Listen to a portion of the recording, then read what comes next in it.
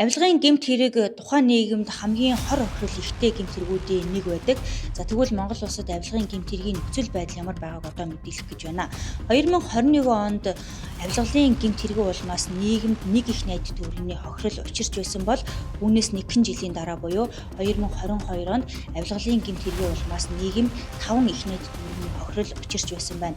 Энэ нь тухайн улсын төсвийн 3.1-тэй тэнцэх хэмжээний маш их хэмжээний мөнгө юм. 2022 онд улсын төсөв 18 их найд төвлөрийн зарлагтай байсан бол үүний 5 их найд төвлөрг нь зөвхөн авилгалын гэмт хэргийн улмаас алга болжээ. За тэгвэл авилгалын гэмт хэргийн нөхцөл байдал тухайн жилдээ Монгол улсын түүхэнд байгаагүй хамгийн өндөр жилүүдийн нэг нь 2022 онд байсан гэж улс төрчид засгийн газар авилгатай тэмцэх газрын зүгээс зарлаж байсан. Харин үүнээс хойш өнөөдрийн нөхцөл байдалд авилгалын гэмт хэргийн улмаас улсад хэдийн хэмжээний хохирол учирсан болон авилгалын гэмт хэргийн одоо нөхцөл байдал ямар байгаа тухай хэмжигдэхүүнийг авилгатай тэмцэх газар болон засгийн газрын зүгээс мэдээлээгүй, үүнээс хойш тодорхой мэдээлэл байхгүй байна. За одоогийн байдлаар авилгалын индекс 180 улсаас 124-р байранд байгаа. Энэ нь өнгөрсөн нэг жилийнхтэй харьцуулбал 10 байраар ухарсан.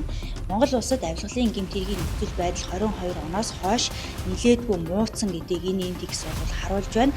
Харин энэ жилийн улсын төсвийн нийт зарлага нь бол 30 их найд төгрөг даваад байгаа. За 2022 онтой харьцуулаад бодоод үзвэл 3.1 гэж үзэх юм бол авилгалын гэмт хэргийн улмаас улсад 10 их найд төгрөгийн хохирол учирсан байж болцшгүй нөхцөл байдал үүсэт байна. Авилгалын гэмт хэргийн нэг л жишээг дурдахад улс төрчдийн 110 сая долларыг нэг орой хувааж авсан гэмт хэргийн нөхцөл байдлыг бол та бүхэн мэдэж байгаа.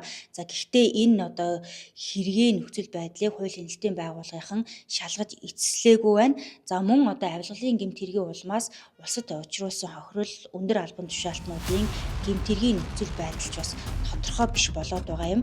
За хэдийгээр авилгалын эрүүгийн одоо хууль болон бусад холбогдох хуулиудаар 50 сая төгрөгнөөс дээш хэмжээний авилгалын гэмт хэрэг илэрхэх юм бол 12-оос дээш жилийн ял онооно гэж одоо хуульд заасан боловч өндөр албан тушаалтнууд улс төрчидтэй холбоотой гэмт хэргийг хууль хяналтын байгууллага шалгах явцад одоо хэдэн жилээр ухраадаг, хэдэн жилээр энэ хэргийг шалгаж байна гэд шүүхийн шатанд шилжүүлэхгүй байгаа нуун дарагдуулж байгаа хэрэгүүд маш олон байгаа юм. За энэ нь авилгалын гэмт хэргийг илрүүлэхээсээ илүүтэй нуун далдлах, ялангуяа өндөр албан тушаалтнуудын хэргийг илчлэхгүй байх гэдэг ийм асуудлууд байгаа.